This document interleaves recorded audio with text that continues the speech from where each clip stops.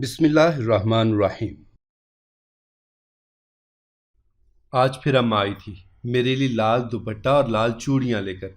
اسے آتا دیکھ کر میں ہمیشہ خوش ہو جایا کرتی تھی، مگر آج نہ جانے کیوں مجھے ذرا خوشی نہ ہوئی تھی، کیونکہ آج میری سالگرہ تھی۔ ہر سالگرہ پہ اماں میرے لیے یہ لال دوپٹہ اور چوڑیوں کا تحفہ لایا کرتی تھی، اور آج مجھے بری طرح سے یہ احساس گھیرے ہوئے تھا کہ میں اس کمرے میں 16 سال سے بند تھی۔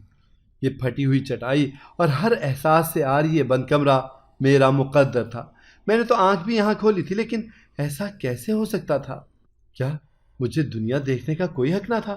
میں نے اماں کو آتا دیکھ کر منہ پھیر لیا تھا۔ کیسی ہے میری گڑیا؟ انہوں نے دوپٹہ میرے سر پہ ڈالا۔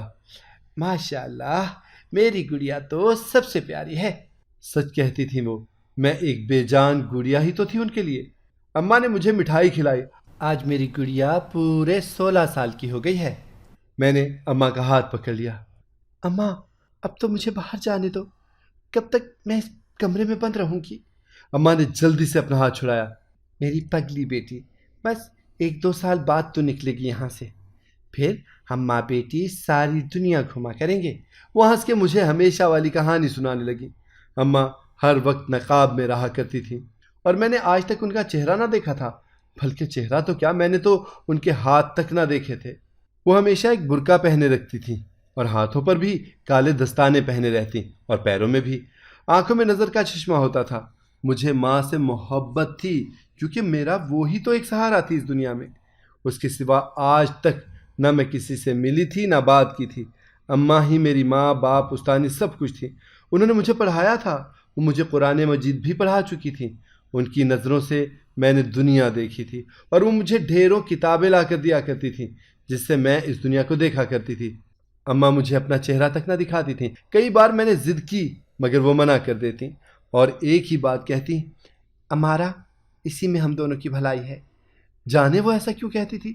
ویسے تو وہ ہر چیز بنا کر لاتی اور مجھے کھلاتی تھیں، لیکن جب بھی میں اماں سے باہر نکلنے کی ضد کرتی تھی تو مجھے ایک ہی دلاسا دیتی، بیٹا جیسے ہی تو 18 سال کی ہوگی میں تجھے باہر لے جاؤں گی۔ اور اب صرف 2 سال بچے تھے۔ میں دن گن گن کر گزارنے لگی تھی کہ کب وہ دن آئے گا جب میں بھی عام انسانوں کی طرح باہر نکل سکوں گی۔ ایسے ہی دن گزرتے گئے۔ میں کبھی بیمار ہو جاتی تو اماں میرے لیے بہت سی دوائیاں خود ہی لایا کرتی تھی۔ میری سہیلی یہ کتابیں ہی تھیں، جہاں میں دیس دیس کی سیر بھی کیا کرتی اور ہر طرح کے رشتوں کو جانتی بھی تھی۔ اب اماں میرے ساتھ کم ہی بیٹھا کرتی تھیں، اور میں ان کا انتظار ہی کرتی رہتی تھی۔ ایک دن اماں میرے لیے خاص چیز لائی تھی۔ یہ دیکھو امارا، میں نے تمہارے لیے بڑی محنت سے بنایا ہے۔ میں نے دیکھا تو وہ ایک انتہائی خوبصورت لہنگا تھا۔ یہ آپ نے خود بنایا ہے؟ میں نے حیرت سے پوچھا تو انہوں نے جھٹ سے اس بات میں سر ہلایا۔ یہ تو بہت خوبصورت ہے۔ میں نے وہ لہنگا خود سے لگایا اور گھومنے لگی۔ اماں بہت خوش لگ رہی تھی۔ دیکھنا، اسے پہن کر تم پری لگو گی، پری، وہ خوشی سے کہنے لگی۔ میں بھی بہت خوش تھی۔ اتنا خوبصورت لباس آج سے پہلے میں نے کبھی نہ دیکھا تھا۔ اچھا، میں اسے رکھ کے آتی ہوں، پھر تیرے لیے کھانا لاتی ہوں۔ اماں خوشی خوشی باہر جانے لگی۔ میں نے انہیں آج سے زیادہ خوش کبھی نہ دیکھا تھا۔ میں اماں کا انتظار کرنے لگی، لیکن انہیں آج کھانا لانے میں نہ جانے کیوں دیر لگ رہی تھی۔ میں نے اچانک نظریں گھما کر دیکھا تو میں دنگ رہ گئی، کیونکہ اتنے سال میں آج پہلی بار اماں نے دروازہ کھلا چھوڑ دیا تھا۔ میں جلدی سے اٹھی اور دبے پاؤں باہر نکلی۔ خوشی میرے انگ انگ سے پھوٹ پڑ رہی تھی۔ میں یہ سوچے بھی نہ باہر جانے لگی کہ اماں نے دیکھا تو نہ جانے کیا سزا دے گی، مگر مجھے ہوش کہاں تھا۔ کمرے سے باہر بھی ایک دنیا تھی جسے دیکھنے کو میں کب سے ترس رہی تھی۔ میں چلتے چلتے برآمدے تک آ گئی تھی۔ اماں کا برقع کھونٹی پہ لٹکا ہوا تھا، جو وہ کمرے میں پہن کے داخل ہوا کرتی تھی۔ یعنی میں آج اماں کو دیکھوں گی؟ یہ احساس مجھے سرشار کیے دے رہا تھا۔ میری نظر جیسے ہی برآمدے میں کھڑی اماں پر پڑی تو میری تو روح تک لرز گئی، کیونکہ اماں، میں وہ منظر دیکھ کر چکرا گئی تھی اور اسی وقت زمین بوس ہو گئی۔ جب مجھے ہوش آیا تو میں واپس اسی کمرے میں تھی، اور اماں میرے پاس اسی برقعے میں نقاب لگائے بیٹھی تھی۔ مجھے تیز بخار ہو گیا تھا۔ اماں مجھے دوائیاں دیتی جاتی اور ان کی آنکھوں سے آنسو بہتے چلے جاتے۔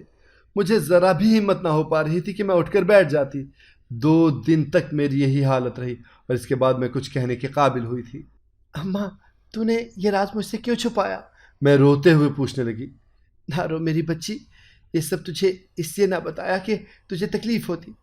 نہیں اماں، آج مجھے سب سچ بتا دے، ورنہ تیری یہ بیٹی اس دنیا سے چلی جائے گی۔ میں آج کچھ نہیں سننا چاہتی تھی۔ رونے سے میری طبیعت اور خراب ہو رہی تھی۔ ٹھیک ہے، تو رو نہیں، میں سب کچھ بتاتی ہوں تجھے۔ اماں بہت پریشان تھی اور وہ دل گرفتگی سے مجھے اپنا قصہ سنانے لگیں۔ بیٹی، آج سے 20 سال پہلے کی بات ہے، جب میری شادی راحیل سے ہوئی تھی۔ وہ دن بہت خوشیاں لایا تھا میرے لیے۔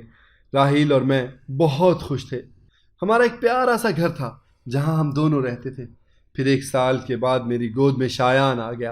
اسے پا کر میں بہت خوش تھی۔ وہ ہم دونوں کی آنکھوں کا تارا تھا۔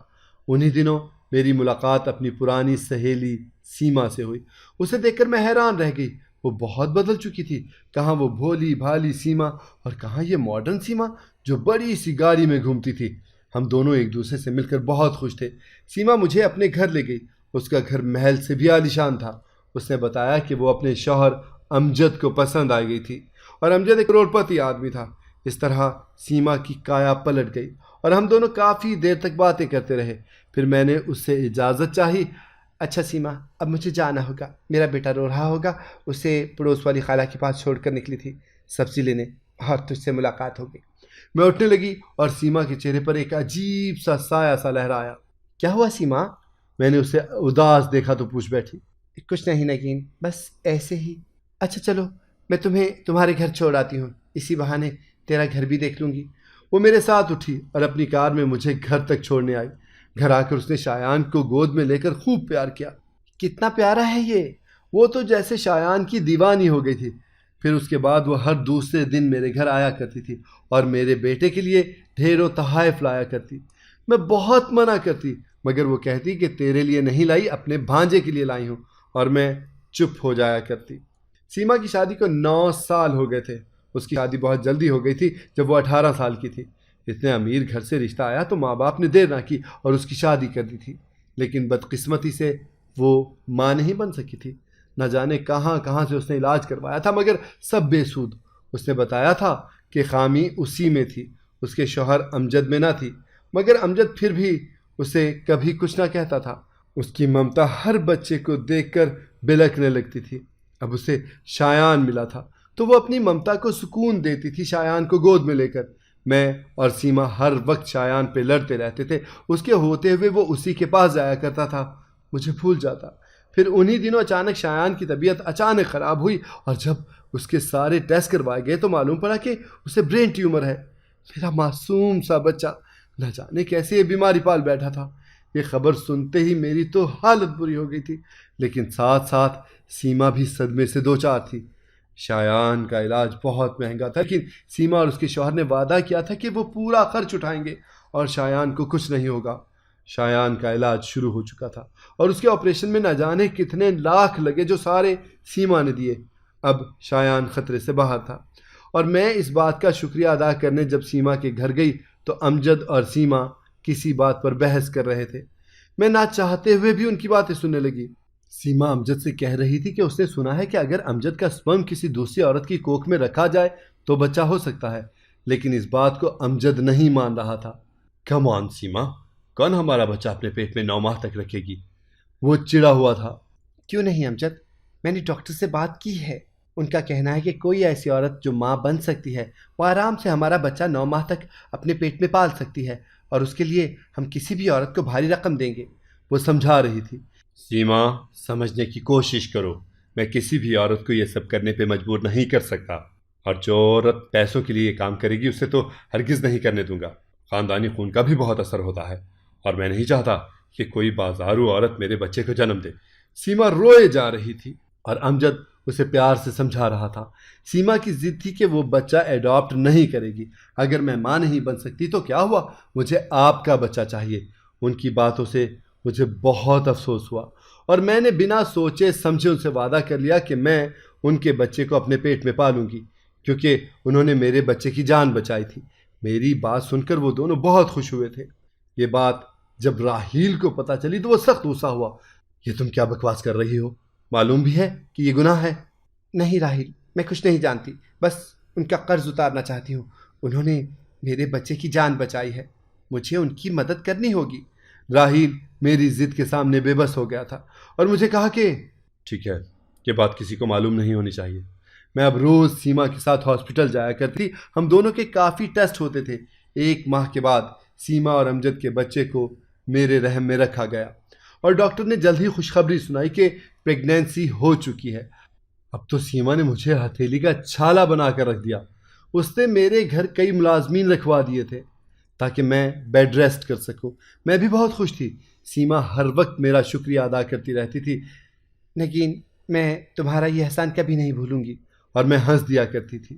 سب کچھ ٹھیک جا رہا تھا کہ ایک دن شایان اور راہیل بائک پر باہر گئے ہوئے تھے۔ میں گھر پہ تھی، مجھے 8واں مہینہ چل رہا تھا، لیکن اس دن سے میری بدقسمتی شروع ہو چکی تھی۔ اچانک میرے گھر میں لوگ جمع ہونا شروع ہو گئے تھے۔ میں بس حیرت سے دیکھ رہی تھی۔ ایک عورت نے مجھے سہارا دیا۔ بیٹی، راہیل اور شایان کا بہت بڑے ٹرک سے ایکسیڈنٹ ہو گیا ہے اور دونوں نے موقع پر جان دے دی۔ یہ سنتے ہی میری تو دنیا لٹ گئی تھی اور میں بس پاگلوں کی طرح نہیں نہیں کی رٹ لگا بے ہوش ہو گئی۔ وہ دن میری خوشیوں کا آخری دن تھا۔ قاتل بن کر آیا تھا وہ دن۔ میں برباد ہو چکی تھی۔ اس وقت بھی سیما اور امجد نے میرا ساتھ دیا۔ مجھے رہ رہ کے دورے پڑنے لگتے، جس کی وجہ سے ڈاکٹر نے مجھے ہاسپٹل میں رکھا ہوا تھا۔ نہ جانے کیسے میں یہ صدمہ جھیل گئی تھی۔ سچ تو یہی ہے کہ مرنے والوں کے ساتھ مرا نہیں جاتا، بس ہماری خوشیاں ختم ہو جاتی ہیں۔ میں بھی جیسے بے جان مورت کی طرح جی رہی تھی۔ 1 ماہ کے بعد میں نے ایک بیٹی کو جنم دیا۔ جیسے ہی میری بیٹی کو میری گود میں دیا گیا، مجھے جیسے ایک نئی زندگی کی جھلک دکھائی دی۔ مجھے لگا کہ جیسے زندگی ابھی ختم نہیں ہوئی ہے، زندگی تو جیسے ابھی شروع ہوئی ہے۔ اس دن پورے ہاسپٹل میں جشن کا سا سما تھا۔ سیما اور امجد سب میں پیسے تقسیم کر رہے تھے اور نہ جانے کتنے تحائف انہوں نے سارے مریضوں اور نرس وغیرہ میں بانٹے تھے۔ امجد اور سیما بچی کو اٹھا کر چومنے لگے تھے۔ ان کی خوشی حد سے زیادہ تھی۔ وہ میرے گلے لگ کر مجھے شکریہ کہتی جا رہی تھی۔ امجد نے کہا، سیما چلو یاد ہے نا، سارے یتیم خانوں میں بچوں کو تحائف تقسیم کرنے ہیں اور کھانا بھی دینا ہے۔ او ہاں، مجھے تو بھول ہی گیا تھا، میری منت تھی نا۔ وہ مجھے بتاتے ہوئے اٹھی اور ایک بار پھر سے بچی کو چومنے لگی۔ کچھ دیر بعد سیما جا چکی تھی اور میرا ارادہ اب بدل چکا تھا۔ میں ہمت کر کے اٹھی اور بچی کو اٹھایا، چادر اوڑھی اور ہاسپٹل سے نکل آئی۔ وہاں کئی لوگ آ جا رہے تھے۔ کسی نے مجھ پر غور نہیں کیا۔ ویسے بھی میں نے بچی کو چھپا رکھا تھا۔ ایک فیملی نکل رہی تھی گیٹ سے، میں ان کے ساتھ ہی نکل آئی تھی۔ اب مجھے کچھ ہوش نہ تھا۔ میں جلدی سے ٹیکسی میں بیٹھی اور اسے چلنے کا کہا۔ کہاں چلو میڈم؟ اس کے پوچھنے پر میں سوچ میں پڑ گئی۔ میں نے جلدی سے ہاسپٹل سے کافی دور ایک جگہ بتائی۔ اب مجھے کوئی خوف نہ تھا، میری بچی میرے پاس تھی۔ ٹیکسی کے اتر کر میں سوچ میں پڑ چکی تھی کہ اب کہاں جاؤں۔ اپنے گھر جاتی تو پکڑی جاتی، اسی لیے میں نے شہر چھوڑنے کا فیصلہ کر لیا۔ سیما کا ATM کارڈ میرے پرس میں رکھا تھا۔ میں نے پہلی فرصت میں اس سے بھاری رقم نکالی اور ریلوے اسٹیشن پہنچ گئی اور جو بھی ٹرین ملی اس میں سوار ہو گئی۔